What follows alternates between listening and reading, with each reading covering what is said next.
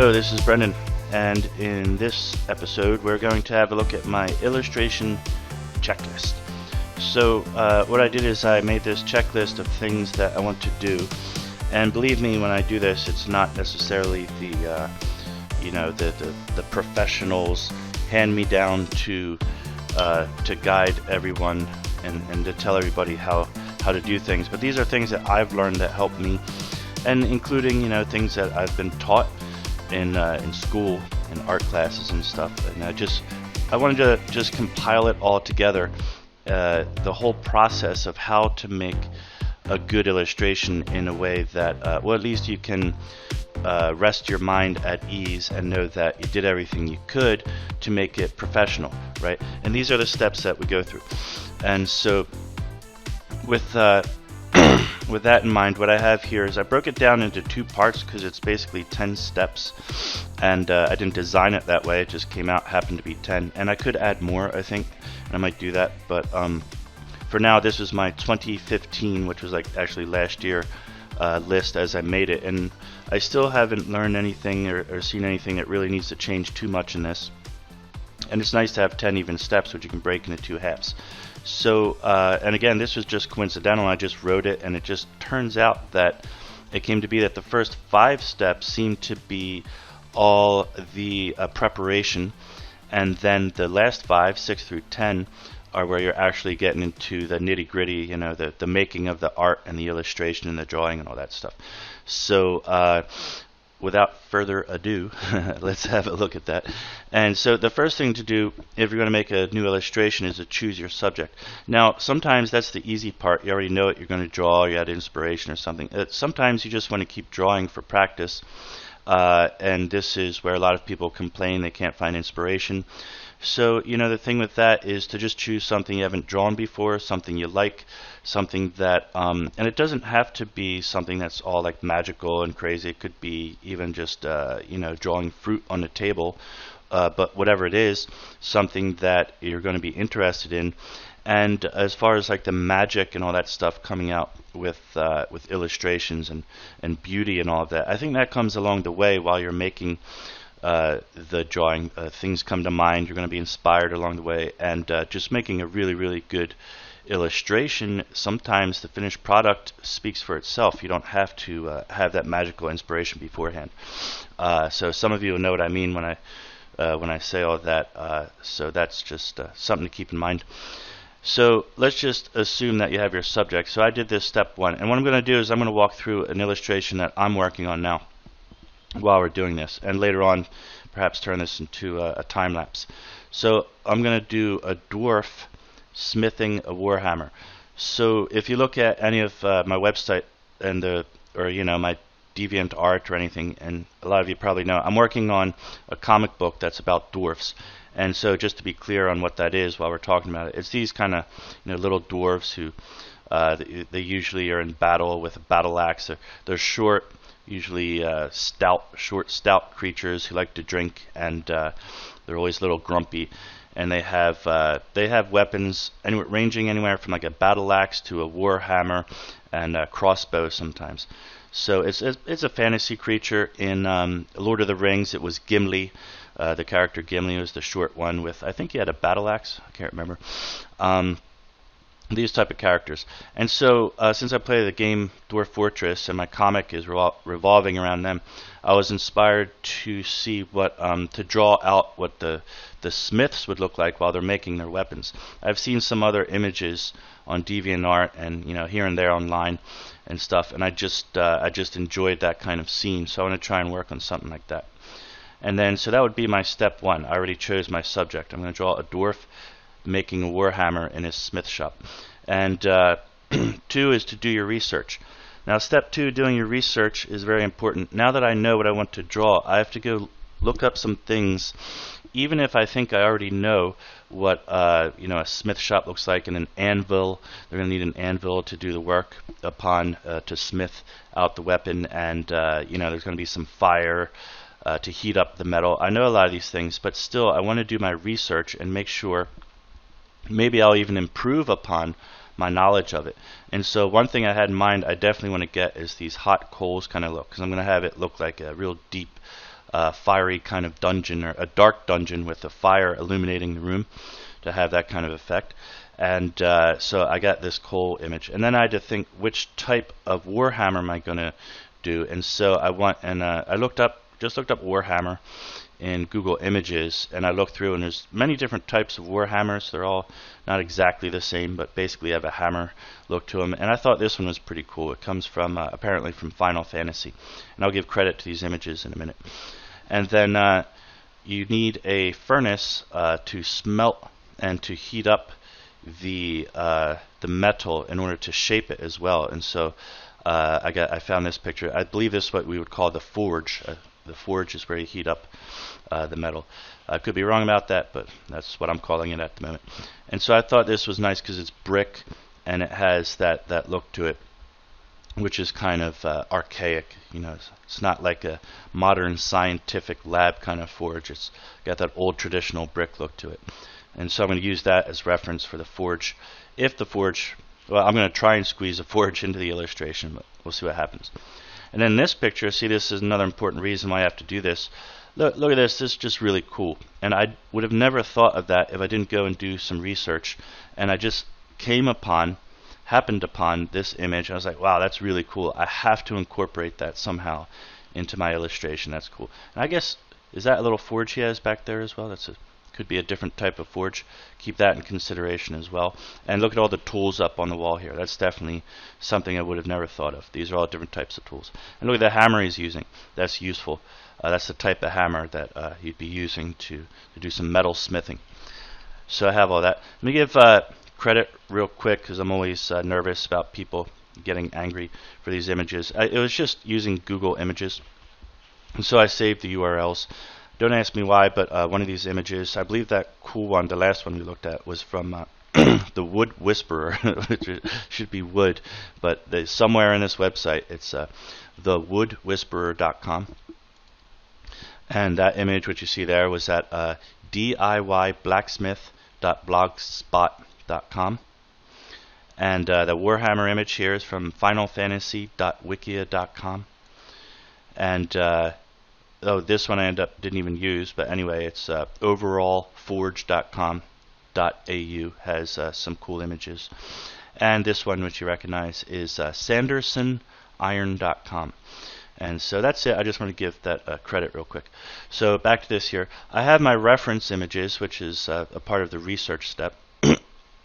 So I'm ready to start planning. This is what I call a planning phase. So if you look in here, you have choose your subject, then you do some research. Now I'm going to plan. And what does planning mean exactly? Planning means, for this I don't have any image to show you, but I'll just tell you. Planning is thinking about how you're going to make your illustration. There's many ways you can draw. You can draw a cartoon style. You can do black and white with just an pen and ink kind of look. You can plan on doing stipple, or what they call pointillism, with a dot dot dot. Some of these techniques will take much longer. You could even do oil painting. Right? Some of these techniques will take much longer, but you might want to have that effect. Some things are more beautiful and they'll take longer, but other methods of creating the illustration could be faster, which might be suitable for your schedule. If you're doing something professionally and somebody says, I need you to give me something real good in 2 days' time, well then you're probably not going to do an oil painting, right? If it's for a comic book, obviously, then you have to be really fast because there's going to be tons of pages that you still have to do.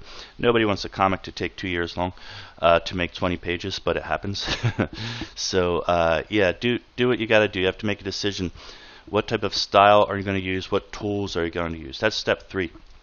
And I recommend step 3 where it is after research, because now your mind is going to have an idea of what it is that you're trying to make. You know what you're going to make. You're starting to develop an idea of what it's going to look like in your head, and so now you can plan your tools. Now that you have your tools, you can design. Not that one. Oh yeah, this is the one. What feeling, what emotion, and why is this special? Think about this before you start drawing any thumbnails or sketches or anything.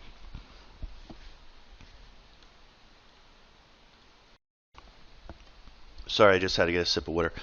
Think about this before you start doing any thumbnail sketches or anything, because How can you make an illustration if it doesn't have a feeling or emotion to it thought out in advance? So how can I describe this to make sure it's just very clear? Because I even get confused with this myself. The idea that I'm trying to encapsulate with this is to say there's many illustrations out there of probably whatever you're going to do has been done before in many cases, or something like it has been done before. And we're not in the business of making things that are the same, the reproductions. You could just get a copy machine and copy art for the rest of your life. It's not going anywhere. What you want to do is push things forward. And with art, I've come to find you want to have an audience. You don't want it to just sit in your room. I mean, you can make something for yourself that happens and make yourself happy, and that's fine. And maybe you do like very dry, emotionless type of work. That's, again, totally fine. But know that you're doing that. Don't just blindly follow your feelings, because this is this is how we do things nowadays. You don't walk on the street with your eyes blindfolded. And likewise, if you're going to make a piece of art or an illustration, try to realize what it is that you're doing when you go into it. And what happens with art is people are usually expecting to get an emotion or a feeling out of it, not just to take a photograph. Or even with photographs, even still, it's supposed to have some composition, some emotion, something that is interesting to look at. Otherwise, why bother? So think about that. And what I'm going for with this is this really deep, powerful, dungeony kind of feeling, and the heat and the power of the weapon. And I want to show the hammer itself, the metal part of the hammer, the head of the hammer, I guess it's called, to be very intelligent design. And so it can show you, it'll make you feel the raw power of the dwarfs while they're down designing this weapon. And I wanted to have, since the metal is going to be hot while he's working on it, this big, powerful hammer head is going to be sort of glowing with the heat, and that should radiate a sort of an effect. So all of those types of things together. And of course, since they're dwarves, there should just be that feeling of that fantasy kind of feeling coming out through it. That's what I'm going for with this, and we'll see how I do. So now, with that out of the way, we have a feeling, we have a subject, we've done our research, we have all these things, not in that order, but we're ready to go now and start working. So, and notice the whole point of this, we do all of this. Imagine somebody who just started at step 6. They're going to have a major disadvantage with their illustration next to somebody who did these steps 1 through 5, because you put a lot of more thought into it. And this really gets proved when we go to the next stage, which is the composition, where we start to use thumbnails, right? You don't want to go, if you're really serious and you're really trying to make a really nice, I keep using the word really, a very nice illustration, or even a groundbreaker or a masterpiece, whatever it is you want to call it. Of course you wouldn't just jump into it with one sketch, or just lay down some sketch randomly and just start painting over top of that. You want to think it out, take your time. And so if the more serious you are, the more thumbnails you're going to do. A lot of people recommend a minimum of 3. I think again, if you're being real serious and you can draw fast enough, why stop at 3? So I divided the page into 9 here, and I don't know if you can make it out. But here, I'll just try and draw in a little bit while we're talking about this. And this is basically the composition phase. We want to think about a couple things. And so this will take up most of the video, where I'm going to be sketching in these a little bit more and talking about stuff.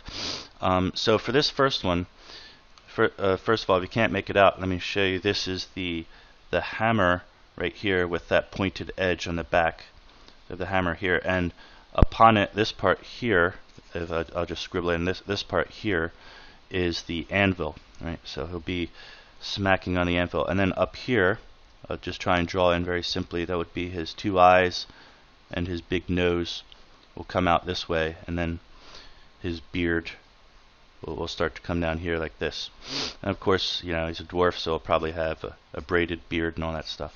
So it's very, very rough, very sketchy, but and I would probably just leave it like this. I wouldn't go into any more detail with this as a thumbnail, because I know what it means. I can see exactly what was meant with this thumbnail. But I'm sketching it out a little bit more detail so that you can see where I was going with this here.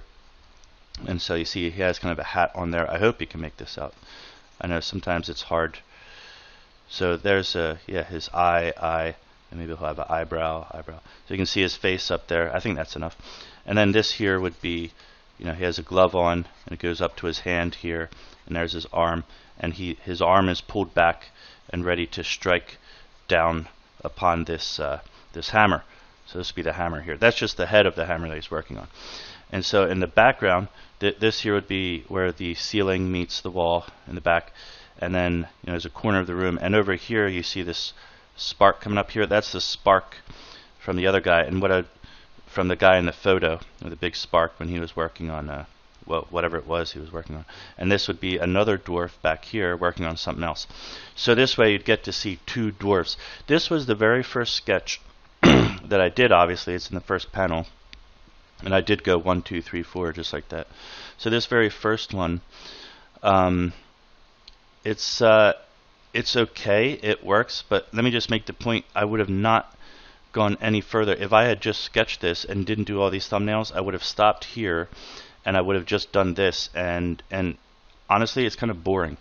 It's just, it looks like it's just a work photo. It looks like you walked into somebody's workshop and just took a photo of these guys working, and you try to squeeze them in where you can, and there's no action, there's no feeling, right? So it would have been a nice illustration. I would have worked on it real hard, got the colors and shading and light all right, but it just would have been boring. People look at it and say, no matter how well it's painted or drawn, it's just, well, why am I looking at a dwarf with his arm up in the air about to hit this? It's just not, it doesn't have any feeling, right? And so I did a couple more. This one was a close-up. I'm not going to sketch all these out for you. If you can't tell, sorry. Like this is where his hammer is, and his two eyes would be back here. It's a very rough sketch. There's two eyes, and the hammer is in the front here. So that was one. Another one over here is very, very rough, but again, I could tell. I remember, somebody once said that sketches are like rough notes for an artist, like only they can tell what it is, and I believe that to be true. So the point is, I was trying to lay out spaces where I would put people and things and try different things. And then I fell upon this one, and it just happened. It just came into place. So this is one that I like. As you can see, the dwarf's face, I sketched this one out a little because I liked it. The hammer is in the foreground here. I'll erase some of this. Here's it. The hammer is this part right here. It's a little rough. And draw that out. Right. So he's working on the hammer, and this way you get a nice up-close view of the hammer, and I can do like details, like have how they have engravings and stuff, and I do all kind of design. Maybe there's a dragon on here or something. All different types of stuff on the hammer in the foreground, and there's plenty of room in the background there to add this the furnace, the forge with the fire in it, and I could have heat and red glow.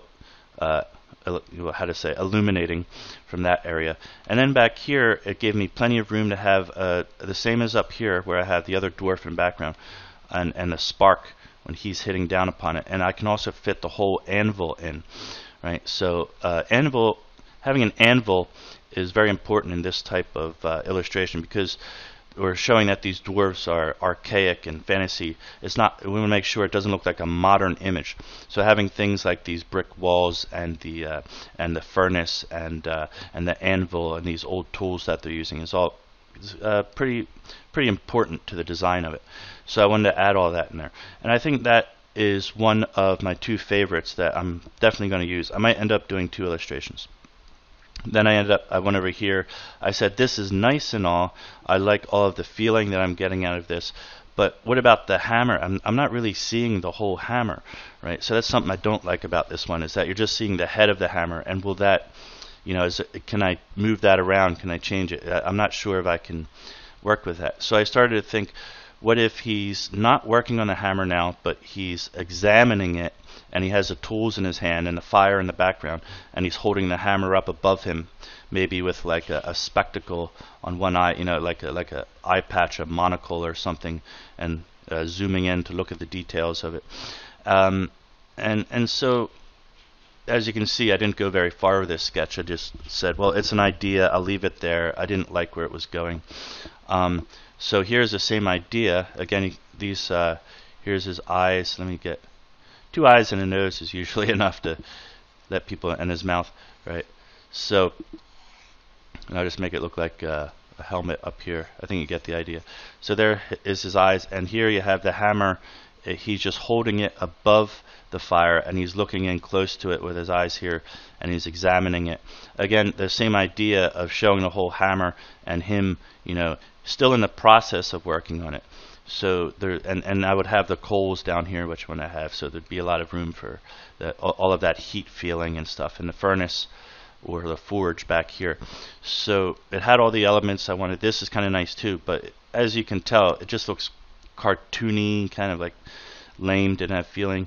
And that's when this one came along, which I really like. This has that deep, powerful emotion and perspective and stuff. So here we have the coals down here, and he is up there, and we're kind of looking up at him, so you get this perspective shot, and he's holding it out, the hammer in its full glory there as he looks at it, and you can feel the whole hammer. You can feel the power of him, you know, holding it down majestically, and he's in control, and he's in power, and he's looking at it. And so this became my favorite thumbnail at the end. However, excuse me, something didn't really feel right about the perspective and the overall composition of it. So this I'm keeping it in mind as a competitor with this other one here. So my 2 favorites so far are this one and this one here. And I'm going to either choose one of them, or I'm going to do both of them. I might do both. Maybe I could do them both and one in a different style. And then these last 2 here, I was still trying to get that look where he's holding it up and looking at it, and I just couldn't come up with anything. Okay, so anyway, the point is, actually, all these ones over here ended up being trash, and I don't know why, but magically it was like 1, 2, 3 on this side. They all came out to be my favorites. And so I'm looking at these as my 3 mains. Usually, professionally speaking, or at least what I learned in like art class and stuff, is if you're trying to make a professional illustration, then you would make 3 main examples, 3 main thumbnails. And so those are my 3, even though it took me 9 to get to those 3, so keep that in mind. But you know, just imagine if I just only did this one and then stopped there. What a boring illustration. It's not fun. These ones have so much more depth and feeling to them, and stuff like that, and there's just so much more imagination in it. So that is just so important. I'm not going to say any more about that, but I hope you can just realize how important it is to do those thumbnails and all of that preliminary work. So I'm going to stop this video here. The whole point wasn't to you know, to go on and on and bore you to death with that, but just this illustration checklist. This is preliminary work. I'm going to be putting this into a more shorter, concise, like 2-minute time-lapse kind of video. But for now, since I'm busy working on that, I thought I'd just make this more detailed explanation and walk you through the steps and go into so we can have another video for this week. That's all. I hope you guys enjoyed. Make sure you look down at any links there might be below. Check out my websites, my latest comics, and all that stuff. And subscribe and like if you haven't already. See ya. Have a nice day.